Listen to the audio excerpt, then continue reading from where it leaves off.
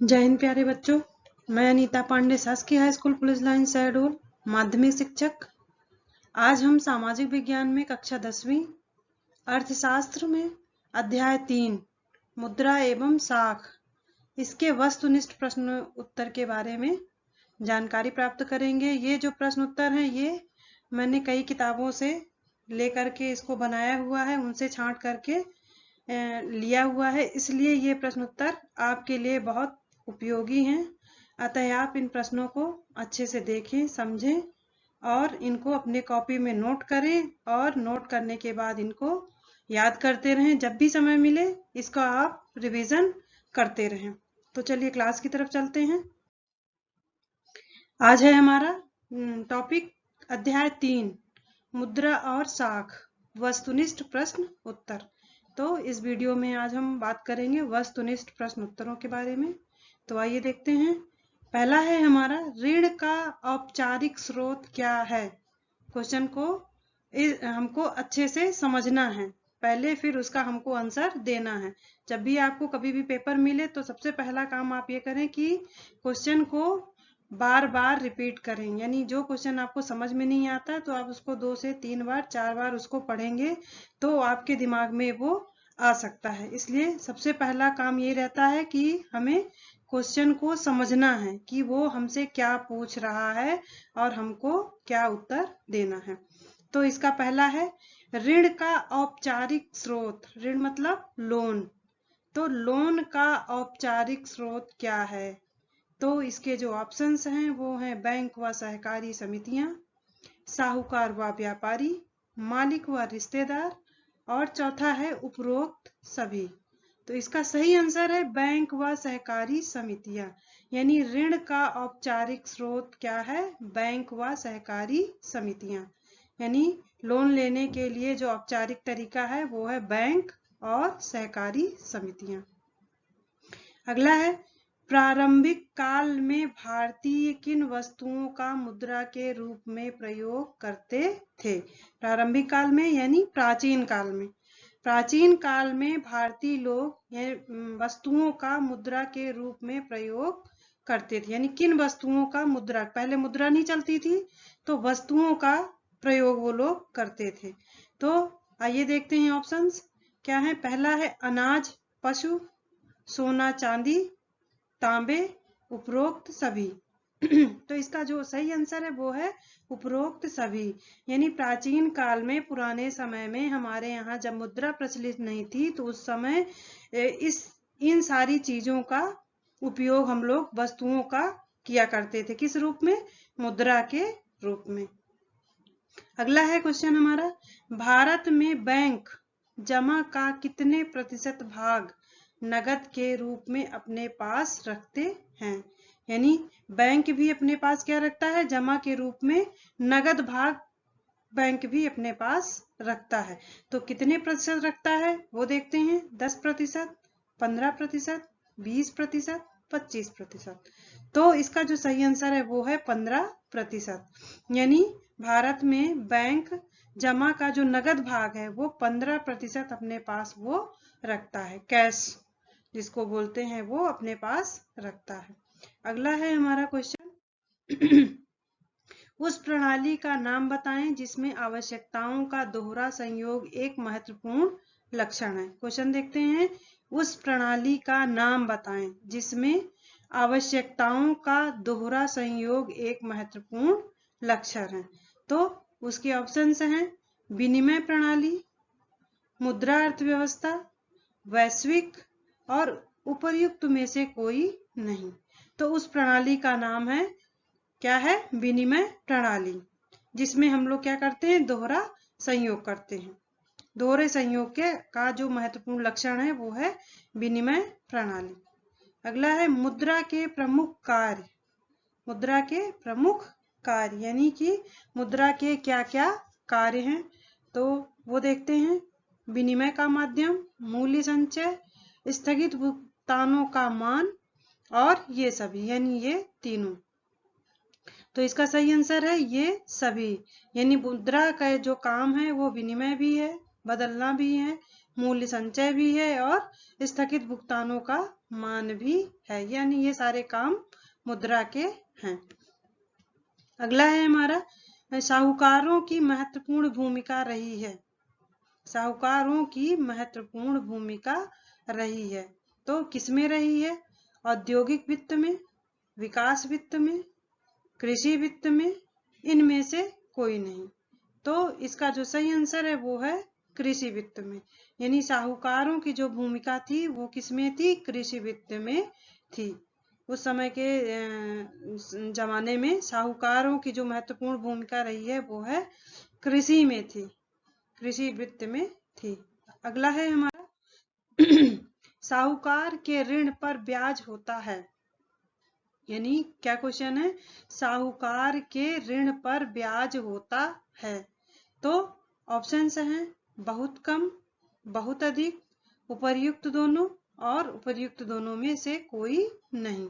तो इसका जो सही है वो है बहुत अधिक, यानी साहूकार जो हमको ऋण देते हैं, लोन देते हैं, उसका ब्याज जो होता है वो बहुत अधिक होता है, यानी साहूकार हमको बहुत अधिक कीमत पर जो है ब्याज जो लेते हैं वो बहुत अधिक होता है। जो ऋण देते हैं उसका ब्याज बहुत ज्यादा मात्रा में वो लेते हैं। अगला है हमारा ऋण के औपचारिक स्रोतों में शामिल नहीं है। ऋण के औपचारिक स्रोतों में शामिल नहीं है, तो क्या क्या चीजें शामिल नहीं है? बैंक, सहकारी समिति, नियोक्ता, इनमें से कोई नहीं। तो ऋण के जो औपचारिक स्रोतों में शामिल नहीं वो है नियोक्ता। नियोक्ता जो है औपचारिक स्रोतों में, ऋण के औपचारिक स्रोतों में शामिल नहीं है। अगला है हमारा, आ गया है खालिस्तान। अगला क्वेश्चन है खालिस्तान, देखते हैं। डैश ऋण की लागत ऋण का बोझ बढ़ाती है। तो इसका जो खालिस्तान है वो है ऋण फंदा। तो ऋण फंदा जो है ऋण की लागत, ऋण का बोझ बढ़ाती है। अगला क्वेश्चन है बैंक डैश पर देने वाले ब्याज को ऋण पर अधिक ब्याज लेते हैं। तो बैंक जमा पर देने वाले ब्याज को ऋण पर अधिक ब्याज लेते हैं। अगला है वस्तु से दूसरी वस्तु से अदला बदली करके आवश्यकताओं की पूर्ति करना डैश प्रणाली कहलाता है।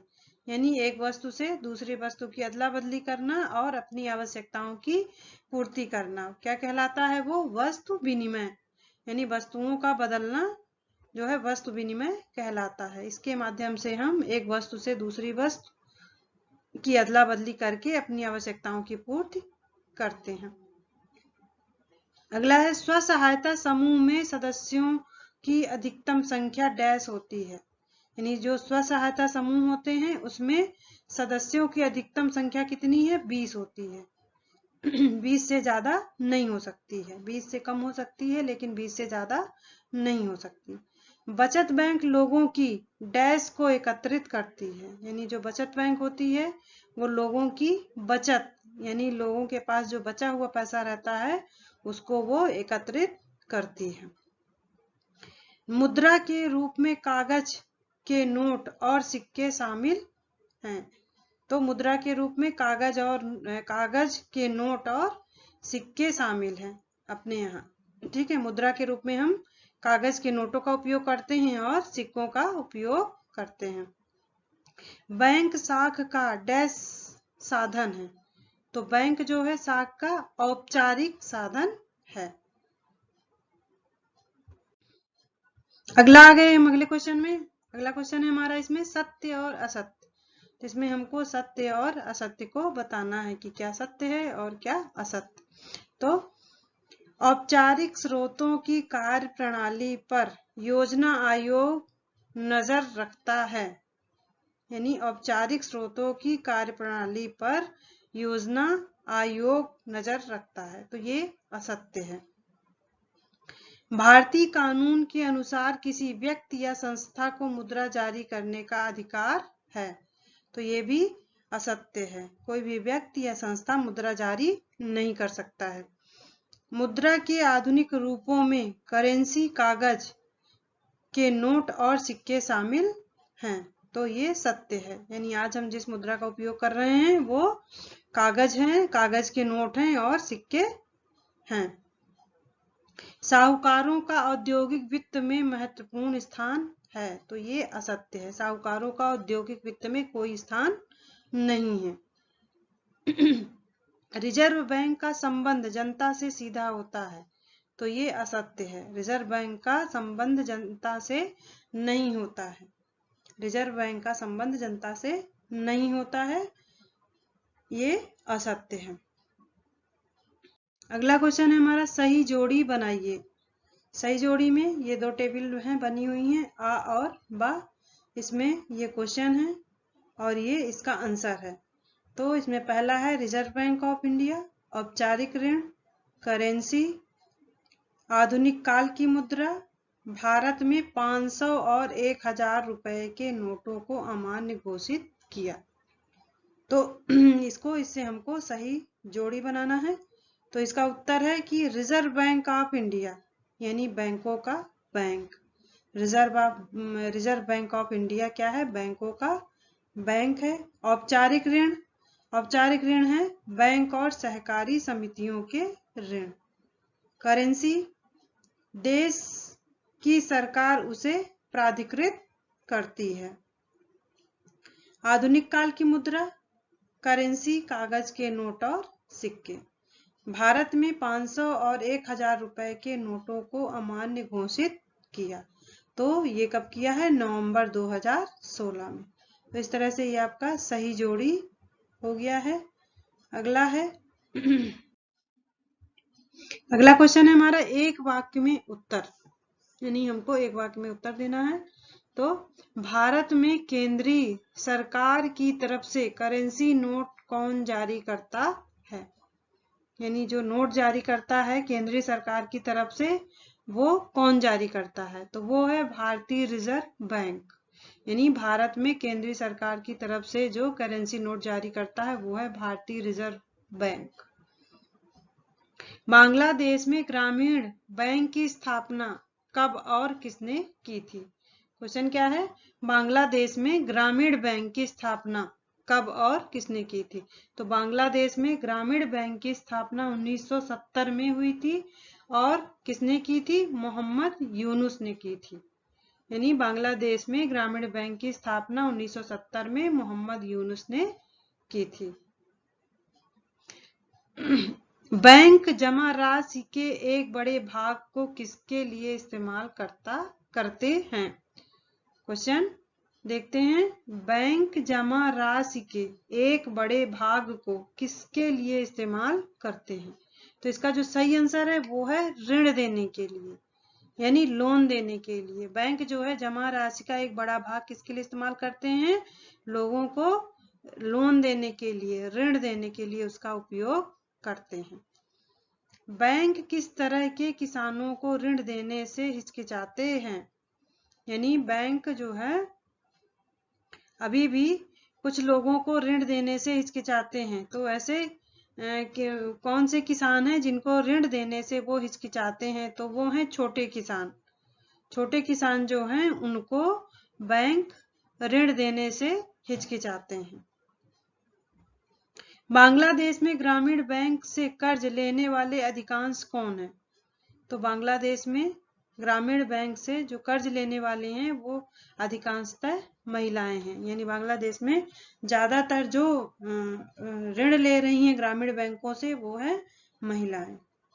तो इस तरह से ये हमारे क्वेश्चन हो गए हैं, ऑब्जेक्टिव प्रश्न हो गए हैं और आप इनको अच्छे से कॉपी में अपने नोट कर लें और इनको लिख लें। ये बहुत ही महत्वपूर्ण प्रश्न है आपके लिए और ये इसको कई किताबों से लिया गया है, छांट कर लिया गया, इसलिए इनको अच्छे से लिखें और इनको बार बार याद करते रहें। मिलते हैं अगले वीडियो में, तब तक के लिए धन्यवाद।